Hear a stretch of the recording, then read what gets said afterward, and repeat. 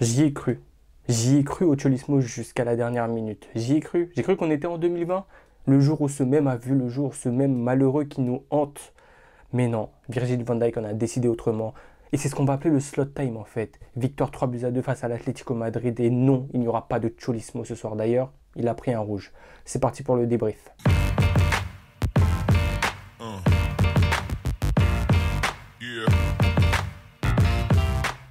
Pour son entrée en lice en Ligue des Champions, Liverpool était attendu d'autant plus que la recrue star de l'été, Alexander Isak, faisait ses débuts. Et oui, il était aligné dans le 11, à la pointe de l'attaque, à la place d'Ekitike sur le banc. Un choix audacieux de la part de Slot qui, pour nous, la plupart des fans de Liverpool, l'attendions peut-être en rentrée de jeu.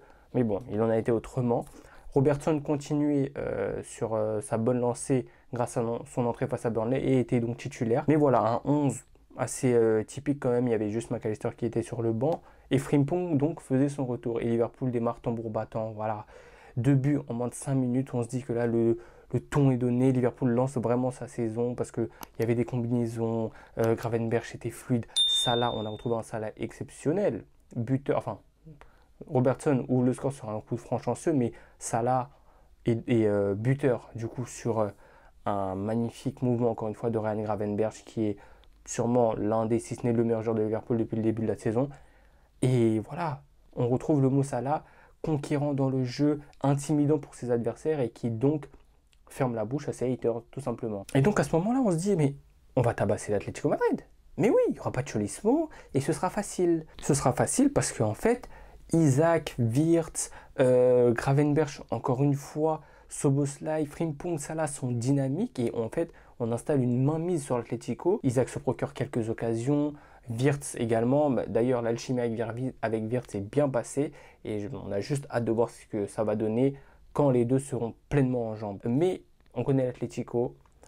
Contre le cours du jeu, ils arrivent à se sortir de je sais pas quel guêpier et Marcos Llorente, voilà, le bourreau de Liverpool, le bourreau d'Anfield réussit à mettre un but, voilà, qui sort de nulle part juste avant la mi-temps. Et à ce moment-là, moi je me dis, ah, c'est fatigant parce que le but arrive à un moment clutch, c'est-à-dire juste avant de rentrer au vestiaire.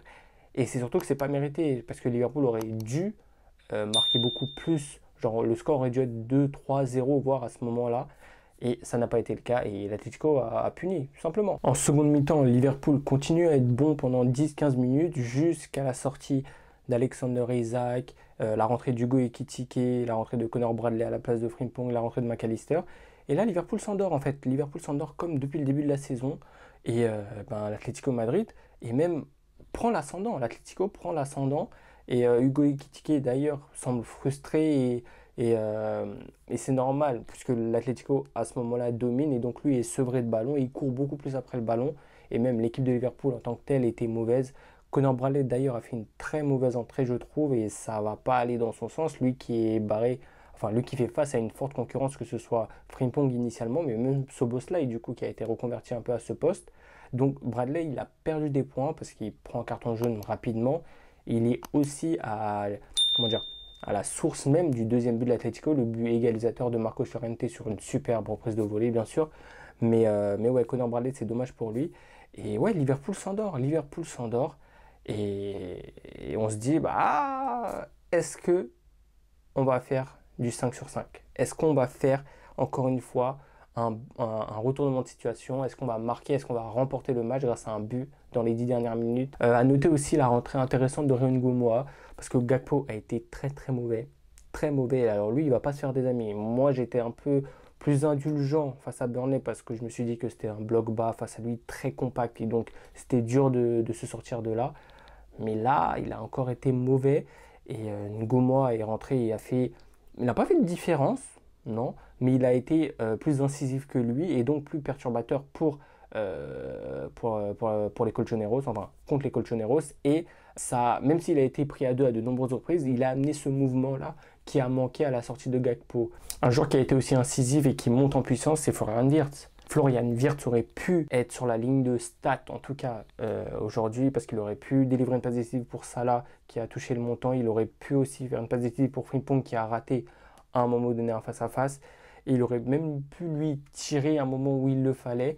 mais il a un peu tergiversé. Mais une chose est sûre, c'est que Florian Wirtz monte en puissance et que c'est pas son manque de stats qui va me faire penser le contraire et qui va me faire être dubitatif et pessimiste sur son arrivée à Liverpool. Non, Liverpool tient un crack et ça se voit sur ses prises de balles, sur sa manière de contrôler le ballon, sur sa vista. Bref, il y a trop de choses optimistes à avoir en Florian Wirtz. Et son association avec Isaac, j'ai juste hâte de voir ça. Je pense que Isaac et Wirtz ont leur place assurée et qu'à gauche, ça va se battre entre Gakpo et Ekitike. Mais comme je disais, on est dans le slot time. C'est fini le Fergie time, on est dans le slot time. Virgil van Dijk, sur un coup de casque, parce que Liverpool se faisait présent sur la cage d'Oblak. Van Dijk sur un coup de casque, délivre on field. Voilà, 3-2 pour Liverpool. Encore un match à sensation. Je sais qu'il y avait pas mal de beaux matchs à côté aussi ce soir-là, mais Liverpool, encore une fois, démontre qu'à Anfield, les soirées européennes, il se passe toujours quelque chose, encore plus cette saison. Il y a encore beaucoup de travail, on va pas se mentir, mais ça fait du bien de remporter ces 3 points dans cette phase de ligue et face à un adversaire coriace et chiant surtout.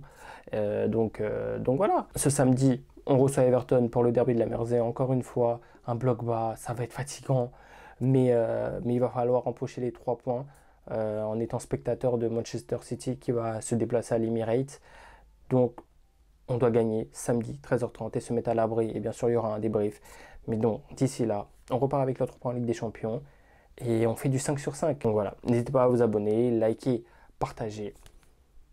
Donnez vos avis. On est ensemble les amis. Prenez soin de vous. Et on se dit à la prochaine.